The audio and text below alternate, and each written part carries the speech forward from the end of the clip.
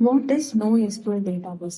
So NoSQL database அப்படிங்கிறது வந்து non-relational or not only SQL databases அப்படிங்கிற மீனிங்ல வரும். இதுல non-relational அப்படிங்கிறது என்ன அப்படின்னா without using tables. So relational database அப்படின்னு சொல்றது வந்து ஒரு டேபிள்ஸ் யூஸ் பண்ணி ரோஸ் அண்ட் காலம்ஸ்ல டேட்டாவை ஸ்டோர் பண்ணும்.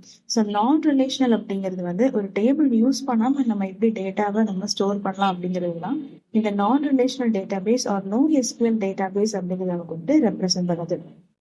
இந்த நோ எஸ்கியூஎல் டேட்டாபேஸ் வந்துட்டு ரியல் டைம்ல வெப் அப்ளிகேஷன்ஸ் அப்படி டேட்டாஸ் ஸ்டோர் பண்றதுக்கு யூஸ் பண்ணும்.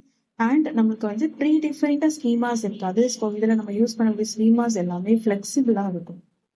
ஸோ இந்த NoSQL டேட்டாபேஸ் வந்து 4 கேட்டகரிஸை நம்ம வந்துட்டு செப்பரேட் பண்ணிக்கலாம்.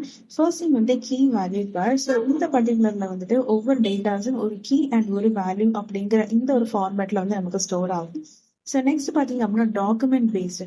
ஸோ டாக்குமெண்ட் பேஸ்டு சொல்லும்போது வந்து உங்களுக்கு எக்ஸாம்பிள் இதுல MongoDB, HostDB அப்படிங்கிறது வருது. ஃபார் எக்ஸாம்பிள் JSON, BSON அப்படிங்கிற டேட்டா ஃபார்மேட் டாக்குமெண்ட் ஃபார்மேட்ல நமக்கு வந்துட்டு இந்த டேட்டாஸ் எல்லாம் ஸ்டோர் ஆகுது. நெக்ஸ்ட் வந்து காலம் பேஸ்டு. ஸோ டேபிள்னு சொன்னோம்னா ரோஸ் அண்ட் காலம்ஸ் சொல்லுவோம். பட் இந்த காலம் பேஸ்ட் அப்படின்னு சொல்லும்போது நமக்கு ரோஸ் ஆக வந்துட்டு நமக்கு டேட்டாஸ் வந்து ஸ்டோர் ஆகாது. காலம் பேஸ் பண்ணி நமக்கு வந்துட்டு ஸ்டோர் ஆகும். இதுல ஒவ்வொரு காலம்க்கு வந்து யூனிக் ஐடி இருக்கும். ஸோ நெக்ஸ்ட் பாத்தீங்கன்னா கிராஃப் பேஸ்ட். ஸோ இந்த கிராஃப் பேஸ்ட் டேட்டா பேஸோட எக்ஸாம்பிள்ஸ் பார்த்தோம்னா Neo4j, InfoGrid, Infinite Graph அப்படிங்கிறது எல்லாமே கிராஃப் பேஸ்ட் டேட்டா பேஸ் உடைய எக்ஸாம்பிள்ஸ். ஸோ இதுதான் NoSQL டேட்டா பேஸ் உடைய கேட்டகரிஸ். நாம் எஸ்கியூஎல்க்கும் NoSQLக்கும் உள்ள டிஃபரன்ஸ் பத்தி பார்க்கலாம். ஸோ எஸ்கியூஎல் அப்படிங்கிறது வந்து ரிலேஷனல் டேட்டா பேஸ் அப்படின்னு சொல்றோம். அண்ட் NoSQL வந்து non relational or distributed database அப்படின்னு சொல்றோம். அகைன் இந்த எஸ்கியூஎல் வந்து எல்லாமே டேபிள் பேஸ்டான டேட்டாஸ் எல்லாமே ஸ்டோர் ஆகுது.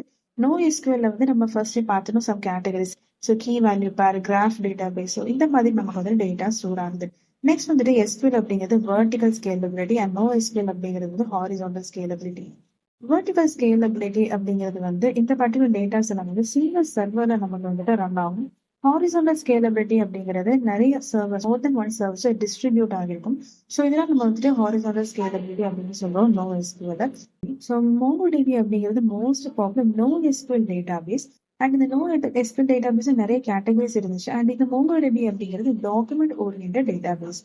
ஸோ இந்த டாக்குமெண்ட் ஓரியன்டட் எதை பேஸ் பண்ணி நமக்கு வந்துட்டு query நம்ம கிரியேட் பண்ணலாம் அப்படின்னா BSON அப்படிங்கிற இந்த ஃபார்மேட்ல தான் கிரியேட் பண்ணும். ஸோ BSON அப்படிங்கிறது பைனரி ஸ்கிரிப்ட் ஆப்ஜெக்ட் நோட்டேஷன் அப்படிங்கிற இந்த format.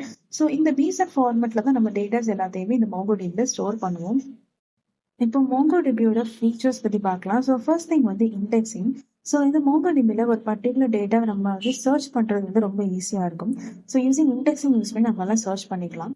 So next one is வந்து ஸ்கேலபிலிட்டி. ஸோ ஸ்கேலபிலிட்டின்னு சொல்றது வந்து மல்டிபிள் சர்வர்ஸ் வந்து நம்ம இந்த MongoDB யூஸ் பண்ணிக்கலாம்.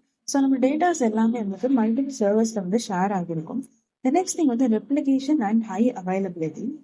ஸோ சப்போஸ் மல்டிபிள் சர்வர்ஸ் நம்ம யூஸ் பண்றதுனால ஏதாச்சும் ஒரு சர்வர் நமக்கு டவுன் ஆனாலுமே இன்னொரு சர்வர் என்ன பண்ணிக்கும் அப்படின்னா அந்த பர்டிகுலர் ஒர்க்கை எனக்கு வந்து பண்ணி கொடுக்கும். ஸோ ரெப்ளிகேஷன் அண்ட் அவைலபிலிட்டி அப்படின்னு சொல்லுவோம்.